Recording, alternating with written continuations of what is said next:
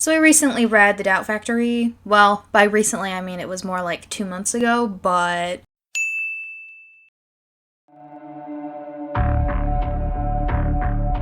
listen to me when I say they will never go away. Run. Welcome to the jungle.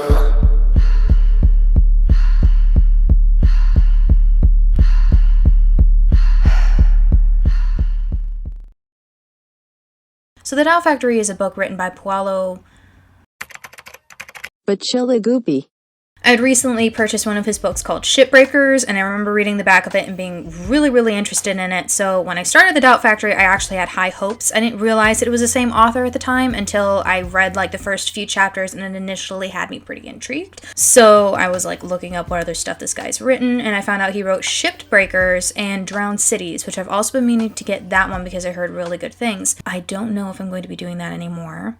And I'm really not looking forward to reading Shipbreakers, but I'm willing to give this guy another chance. So this book starts off with one of the main characters named Moses.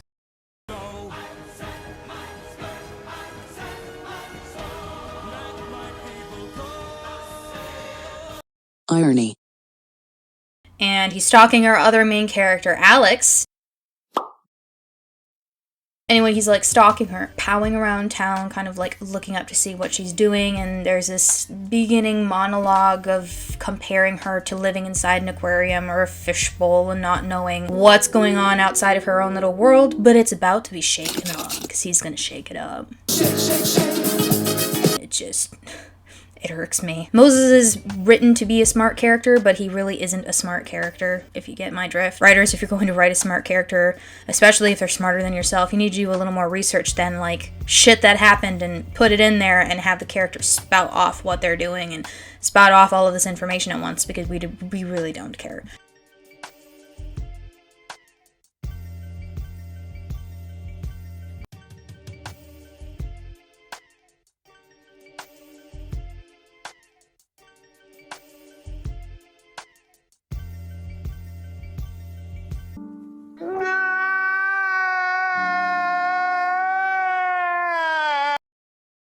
So Alex doesn't know anything of it. She doesn't know what's going on. She doesn't know where she is. She doesn't even know what she wants out of life. She has her friends. She has her private school, and that's all she really needs, right? And then there's this attack at school that's not really an attack, but it's painted as an attack, and it just so happens that Moses is there, and he lets his presence be known, and he comes up to her and sneaks up to her, and he's kind of like, "This is all for you, baby." I've been really trying, baby. How flattering to hear that hissed against the back of your neck while you just watch a bunch of blood explode over the inside windows of your school. And of course the blood splatters in this painted arrangement so that there's a message, 2.0 is here. 2.0 has come to save the day. 2.0, by the way, is Moses' little group of social rejects, if you will, that have gathered together because they've all been scorned by Alex's father's company. And while she's watching all of this going on, naturally her curiosity is spiked. She chases after him and, tries to get a name and whatever, and there's a scuffle. So Alex comes home and she naturally has questions for her father and questions for what's going on and everything, because Moses alluded that her father had something to do with why he has suddenly appeared and decided to become the savior that they didn't know they needed. Her father plays ignorant, naturally. And then Moses decides to pay her a little nightly visit. I guess you can't keep these young rascals away from each other. She sees him outside, stalking her, and he's just grinning at her. And I don't know about you, but if I saw some stranger in a dark hoodie in the night, smiling at me from the glass door of my kitchen, the last thing I'm gonna do is smile back.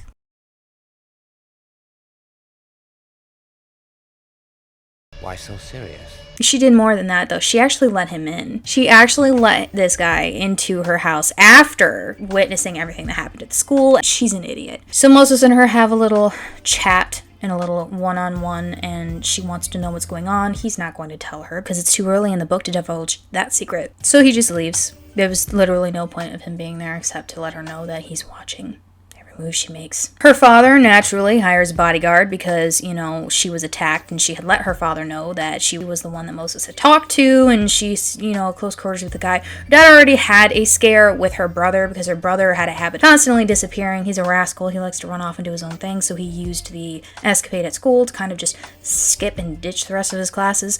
But while he was gone, his father was freaking out, thinking that he was kidnapped and everything, and now they have personal bodyguards attached to them. I think they were also hired by the company and not necessarily the father. There's all this press and there's all this shit that's going around, and Atlas is being overwatched by who her and her friend Cynthia are calling Death Barbie. Batteries not included. And Death Barbie is making it so that life is no fun. And naturally, teenagers want to have fun. They want to run out. They want to sneak out. They want to go to concerts. They want to go nightly escapades. So what does she do? Her and her friend decide that they're going to trick Death Barbie and they're going to go out to this concert that they had planned. And do you think this is a smart thing to do? Somebody is out to get you. You've had close encounters with them. They've set up an attack already on your school and be personally known that they are after you specifically and your family specifically. And I guess Alex is just so starry-eyed for this guy that she just completely underestimates how dangerous he is. He's not. So, they manage to get away from Death Barbie, and Death Barbie is chasing after the vehicle, and for a moment Alex feels kind of guilty because she's like, this lady's actually looking out for me. She's trying to protect me, and I did a really shitty thing, but we're here to partay. Actually, I can't remember if she even knew that the drink that she had was laced. I know that they did have alcohol and everything, so I'm pretty sure she wasn't sure that the drugs were in the drink. Because it turns out, plot twist, Cynthia is a part of Moses's crew, and she has tricked Alex into becoming her friend, and she's gone completely out of her way to attend the same private school and learn who Alex is and all her little quirks and everything that she likes and everything, just so she can be the inside man for Moses. Alex wakes up and she's in a cage. I don't know where to start with this one, but let's see. She's in a cage without so much as a bucket to piss in, and she's left there for days. I think it's a couple of days.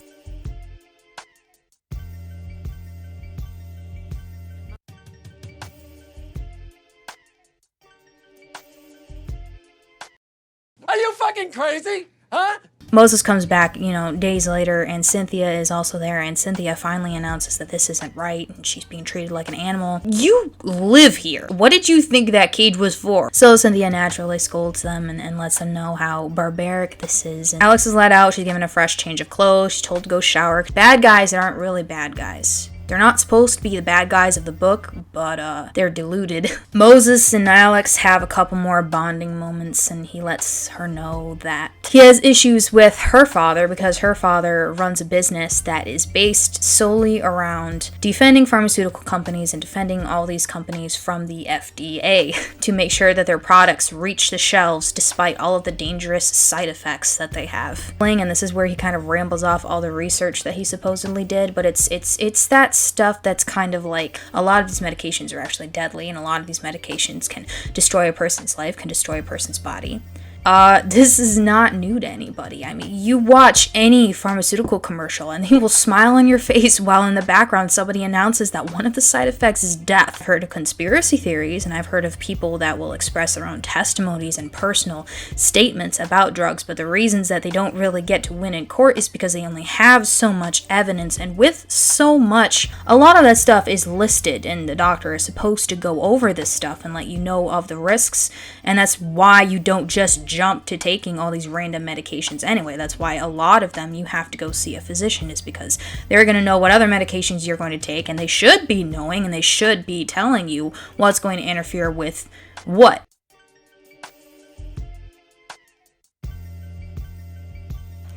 But you're not going to completely take aspirin off the shelf. You're not going to get rid of ibuprofen. You're not going to get rid of Advil and all the shit that does help a lot of people, but you can't take it in excess. Or get rid of Benadryl just because some dumb teen decided they were going to pop 12 of them to get high. And I get where the author was kind of trying to like go off with the research and everything, but I feel like this really preachy moment, especially with just listing all of these random cases. It's also a lot that you don't need to do a lot of like deep diving to verify and to figure out that, well, yeah, it's kind of conspiracy. These people couldn't prove that maybe these medications did cause these problems. Maybe these people did have these problems, or maybe they had problems earlier on before they did not share with their doctor, blah, blah, blah, blah, blah. There's so much more involved than these guys need to be fired and taken down, and the company needs to be taken down because they could have killed this person. Now, in the book, Alex's father is specifically designed to protect these companies. And the thing that really bothers me about this book is how black and white they make it out to be, and how they make it out to sound like these kids are going to save the world because they're going to take down the person that has built a business on just protecting the drug companies. You think they don't need protection in court? It's something that you need a lot of research for, and you need a lot of like weighing the pros and the cons and everything, which is where I don't even bother doing the research, is because I'm just going to go down a rabbit hole, turn into that conspiracy theorist that immediately jumps down like, oh, well, these things did bad things to people, and it's a mess. It's never black. This book makes it out to be black and white, but yet you ended up kidnapping this guy's daughter, you stuck her in a cage, and then you have the nerve to talk to her like she doesn't know what's up, and as soon as her eyes are open, you're the good guy. And that's exactly how it plays out, and it's so backwards. Even if her father was the most disgusting human being and he alone was solely responsible for all the bad things that ever happened to these kids, who made you the fucking judge? The thing that really bothers me is when Moses tells her that, you know, there was a trial and there were court cases and everything. They tried taking these companies to court and they settled. $250,000? Mr. Masery, we feel that's a more than fair price. How about in terms of medical expenses? $250,000 isn't going to come close to what this family's going to have to spend on doctors. Uterine cancer, Hodgkin's disease, immune deficiencies, asthma, chronic nosebleeds. A million things gonna cause those problems. Poor diet, bad genes, irresponsible lifestyle. Our offer is final, and it's more than fair. You're kidding, right? $250,000 is all I'm authorized to offer. I'll present your offer to my clients. I doubt they'll accept. It's a $28 billion corporation. $28 billion? I didn't know it was that much. Wow! They settled out of court for like $150,000 or something like that. That's it. Let's be honest here. $20 million is more money than these people have ever dreamed of. Oh, see, now that pisses me off. First of all, since the demur, we have more than 400 plaintiffs in. Let's be honest, we all know there are more out there. They may not be the most sophisticated people, but they do know how to divide, and $20 million isn't shit when you split it between them. Aaron. Second of all, these people don't dream about being rich. They dream about being able to watch their kids swim in a pool without worrying that they'll have to have a hysterectomy at the age of 20. Like Rosa Diaz, a client of ours, or have their spine deteriorate like Stan Bloom, another client of ours. So before you come back here with another lame-ass offer, I want you to think real hard about what your spine is worth, Mr. Walker. Or what you might expect someone to pay you for your uterus, Miss Sanchez. Then you take out your calculator and you multiply that number by 100. Anything less than that is a waste of our time. Your father died on your doorstep. You're blaming this pharmaceutical company for this specific drug that's supposed to be dangerous to everybody. And you took a $150,000 settlement.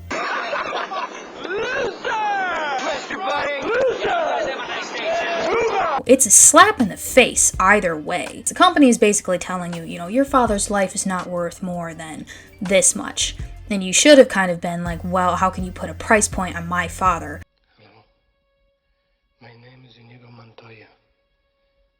You killed my father. Prepare to die.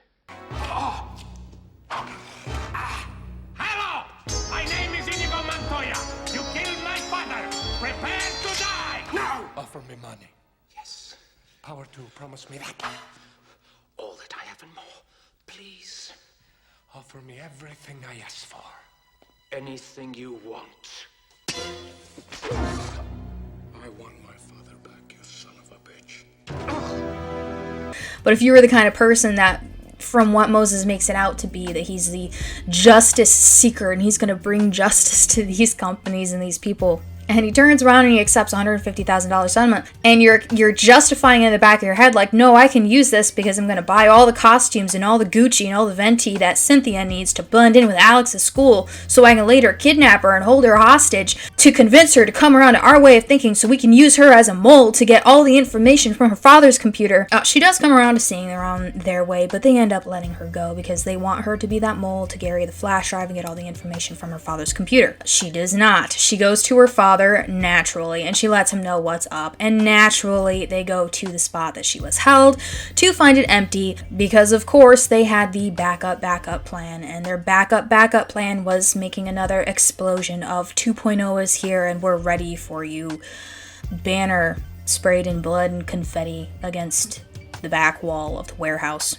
And Alex is she's confused because she didn't think that they were going to harm them, and as soon as she saw those tear gas canisters flying through the air, she realized the mistake that she made. So she went seeking out all this information to find out about her father and find out about everything. And wouldn't you know, Moses was right. Her father defends the bad guys. Throughout this whole book, there's been this Stockholm Syndrome theme threaded throughout to make it sound spicier than it really is. There's no way Moses should be having any feelings towards the daughter of his enemy.